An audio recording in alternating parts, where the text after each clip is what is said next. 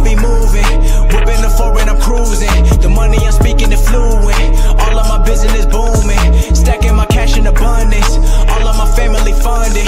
Finally got what I wanted. Life is amazing, I love it. Everyone know that I run it. Yeah, look at me now, I came up. I've been thinking back then when I almost gave up on the game cause I never got it my way. Yo les postos, c'est Sacha, bienvenue dans cette nouvelle vidéo. Alors c'est bizarre, tous les lundis, la Gazzetta dello Sport, Tuto Sport ou Web Mercato, tous les médias un petit peu italiens qui sont bien renseignés apparemment sur Massimiliano Allegri, tous les lundis ils nous annoncent que Allegri s'est fait au Paris Saint-Germain. Donc il y a 2 semaines, la Gazzetta nous expliquait que quoi qu'il en soit, et eux ils sont sûrs et unanimes que Allegri sera le remplaçant de Thomas Tuchel. La semaine dernière, pareil, on nous dit que il est de plus en plus proche du PSG. Et là, encore lundi, donc nouvelle info du Gazzetta dello Sport, Leonardo prépare l'arrivée d'Allegri, en soi le recrutement qui est en train de se faire, les choix au poste de latéraux, au poste de milieu de terrain, l'option d'achat levée d'Icardi, amène à penser que Leonardo prépare le terrain pour Allegri et que Paris ne continuera pas avec Thomas Tuchel. En soi, c'est une bonne nouvelle, donc on va essayer d'expliquer un petit peu les arguments de la Gazzetta dello Sport. Donc très actif depuis son retour au poste de directeur sportif du Paris Saint-Germain il y a un an. Leonardo rêve toujours de placer un nouvel entraîneur à la place de Thomas Tuchel. Le Brésilien aime travailler avec des hommes qu'il a lui-même choisis et la piste menant à Massimiliano Allegri correspond en tout point à sa recherche. Donc comme vous le savez, arrivé durant l'été 2018, Thomas Tuchel a suscité des doutes rapidement dissipés grâce à ses premiers mois sur le banc du Paris Saint-Germain. Tacticien hors pair les 6 premiers mois du moins. Il a également démontré une habilité certaine, on va dire, pour la gestion de son groupe de stars. Toutefois, 2 événements ont rapidement jeté un froid sur son avenir, malgré une prolongation de contrat précoce jusqu'en 2021. Donc ce qu'il faut savoir, c'est que il y en a beaucoup qui pensent que Tuchel avait prolongé au mois de mai 2019. C'est totalement fou, il avait déjà prolongé au mois de février, avant la désillusion contre United. Sauf que le problème, c'est que Paris, il avait déjà prolongé.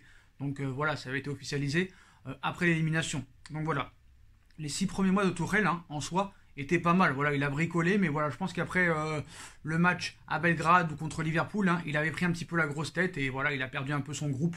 Et après, comme Emery et comme beaucoup d'autres, il a chuté.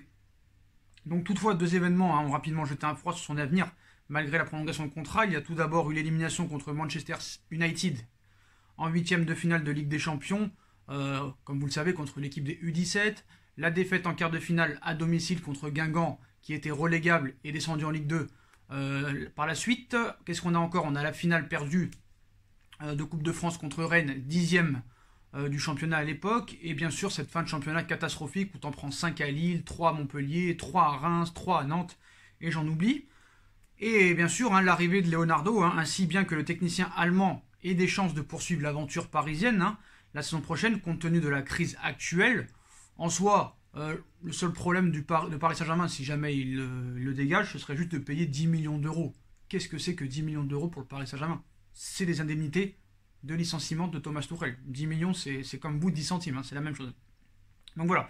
Donc Leonardo souhaite travailler avec des hommes qu'il a lui-même choisis. Voilà, et si jamais la Ligue des Champions reprend, une contre-performance du PSG pourrait d'ailleurs changer la donne pour Thomas Tuchel, d'autant que le directeur sportif du club de la capitale entretient le contact avec différents coachs, mais en soi, Leonardo ne pourrait ne pas attendre la prochaine Ligue des Champions, enfin celle qui va reprendre, celle qui a été interrompue, voilà. Lui voudrait placer Allegri dès le début de la reprise, c'est-à-dire le 22 juin, parce qu'on sait que les joueurs du PSG vont être mis en quarantaine. Et lui, ce qu'il aimerait, Leonardo, c'est que Allegri reprenne l'entraînement le 22 juin avec le Paris Saint-Germain. Donc, est-ce possible ou pas? On va voir un petit peu ce que nous disent nos amis italiens. Donc, ça pourrait changer de donne. Donc, d'autant que le directeur sportif du club de la capitale entretient des contacts permanents depuis 1 an maintenant avec Allegri. Le contact le plus fréquent est celui-ci, même si on a évoqué des pistes Inzaghi et dernièrement Marcelo Gallardo, entraîneur de River Plate.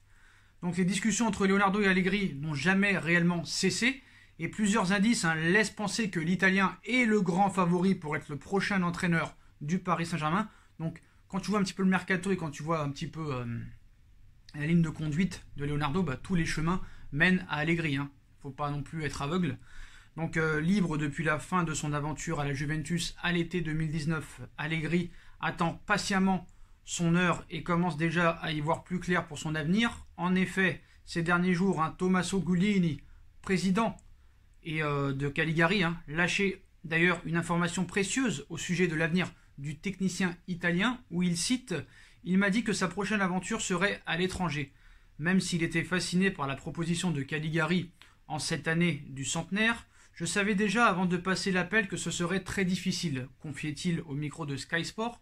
Autrement dit, après avoir entraîné durant toute sa carrière en Italie, il a connu le succès notamment avec le Milan AC et la Juventus de Turin, notamment avec 2 finales de Ligue des Champions, plusieurs championnats italiens, plusieurs Super Coupes d'Italie, plusieurs Coupes d'Italie.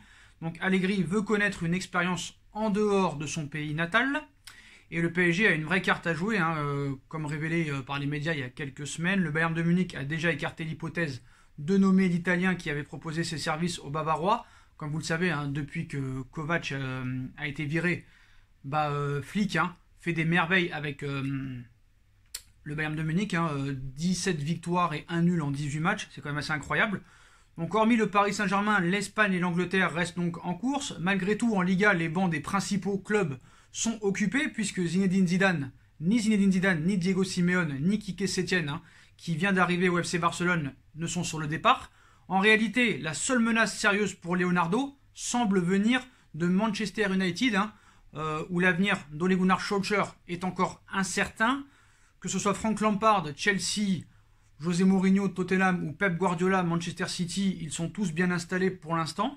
Sans parler de Jürgen Klopp à Liverpool, mais le Paris Saint-Germain possède l'avantage de disputer la Ligue des Champions, ce qui ne sera probablement pas le cas de Manchester United, et la proximité entre Leonardo et Massimiliano Allegri est un autre atout important qui semble donner une longueur d'avance au club de la capitale. Donc si on réfléchit bien, tous les chemins mènent à Paris. En tout cas pour Allegri.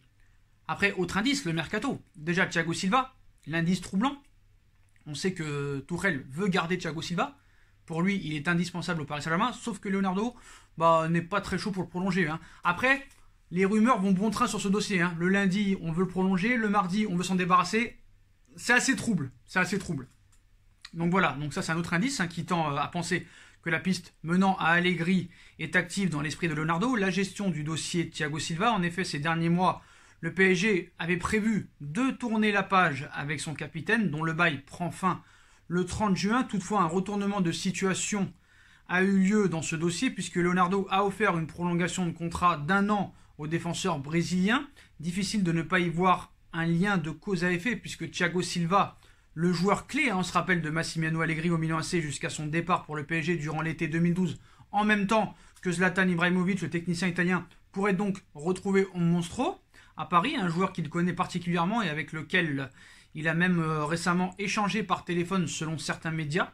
Donc des discussions qui laissent à penser que l'ancien coach de la Juventus prépare le terrain pour son arrivée au PSG en tentant de conserver des joueurs qu'il connaît. S'il est impossible d'affirmer la corrélation entre le revirement de situation concernant la situation de Thiago Silva et la possible arrivée de Massimiliano Allegri, il est difficile de ne pas y voir un lien direct. Et puis quand on voit un petit peu les pistes qu'a le Paris Saint-Germain, c'est un mercato Madine Allegri, Madine italien, pas Madine allemand. Voilà, donc c'est un autre indice. Donc le terrain de chasse de Leonardo pour cet été, comme à son habitude, le directeur sportif du PSG prospecte en Italie pour son recrutement. Et après avoir bouclé le transfert définitif de Mauro Icardi en provenance de l'Inter de Milan, et comme vous le savez, Mauro Icardi et Thomas Tuchel, c'est pas une folle histoire d'amour. On se rappelle de l'histoire des chaises qui ont volé dans le bureau de Tuchel. Donc en provenance de l'Inter de Milan, il pourrait poursuivre sur sa lancée avec les 2 joueurs de la Lazio de Rome, Sergej Milinkovic-Savic et Adam Marusic. Donc la priorité de Leonardo, comme révélé par certains médias aussi. Et Adam Marusic, qui est aussi une priorité, même si moi je suis pas trop fan à droite, je pense qu'il y a d'autres pistes. Mais bon, peut-être que Allegri préfère cette piste plutôt que des mecs comme Traoré ou Ricardo Pereira ou peut-être d'autres joueurs. Donc un recrutement Madine Serie A qui pourrait parfaitement correspondre aux requêtes d'Allegri, qui connaît lui aussi parfaitement le marché italien et qui n'est pas sans rappeler le travail déjà effectué par Leonardo lorsque Carlo Ancelotti était sur le banc du Paris Saint-Germain. Donc il n'est pas interdit de penser que le travail réalisé en amont par le dirigeant brésilien sur le mercato soit réalisé dans l'optique de construire un effectif taillé pour Massimiliano Allegri. Autrement dit, de nombreux éléments laisse à penser que Leonardo prépare la succession de Thomas Tuchel en coulisses. Il faut dire que d'une part, le directeur sportif du PSG préfère travailler avec des hommes qu'il a lui-même attirés. Ce n'est pas le cas de l'Allemand. Et surtout, Leonardo souhaite un grand entraîneur pour incarner enfin le projet parisien. Bien que Laurent Blanc, Unai Emery et Thomas Tuchel soient des techniciens reconnus. Après, je ne suis pas d'accord sur Tuchel. Mais voilà, le club de la capitale n'a plus de coach de renommée internationale depuis Carlo Ancelotti. Il faut dire la vérité. Voilà, qui avait été attiré en janvier 2012 par Leonardo. Et le Brésilien pourrait bien refaire le coup avec Massimiliano Allegri. Et cette fois, en le laissant travailler. Voilà, travailler, parce qu'après, il n'y aura plus d'excuses. Voilà, il ne faut pas comparer Tuchel à Allegri. C'est pas possible. C'est pas possible. Voilà, allez vous renseigner sur Massimiliano Allegri. Certes, peut-être le jeu est défensif, mais il n'est pas aussi défensif qu'on veut le penser. Vous pouvez avoir votre avis, mais est-ce que vous avez réellement vu les matchs de Allegri à la Juventus de Turin? Si vous voulez vous faire une opinion, hein, regardez un petit peu l'épopée de 2017, l'épopée de 2015, des matchs notamment contre le Bayern, des matchs notamment contre le Real, où c'est pas forcément défensif à ce point.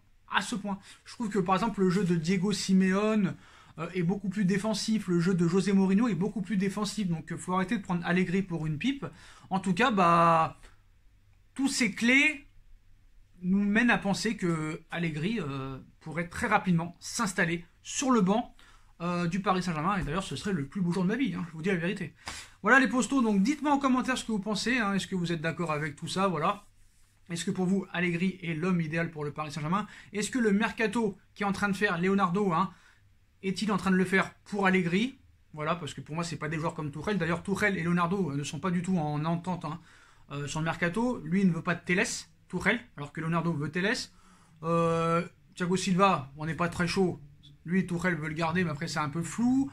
Icardi voulait pas le garder, il est resté. Au milieu de terrain, ça s'entend pas trop non plus. Donc voilà, tout mène à penser que Tuchel c'est bientôt la fin et que Allegri va bientôt s'asseoir sur le banc à la place de la saucisse de Francfort ou du berger allemand. Voilà les postos, donc on like, on partage, on commente, on s'abonne, on active la petite cloche pour être tenu au courant des prochaines vidéos qui vont sortir. On me rejoint sur mes différents réseaux sociaux ainsi que sur Utip, ainsi que sur ma deuxième chaîne No Feeling. Tout sera en bas en lien en description. Voilà les postos. Je vous souhaite à tous une bonne continuation. Prenez soin de vous et à très vite pour une nouvelle vidéo les postos. Tchuss.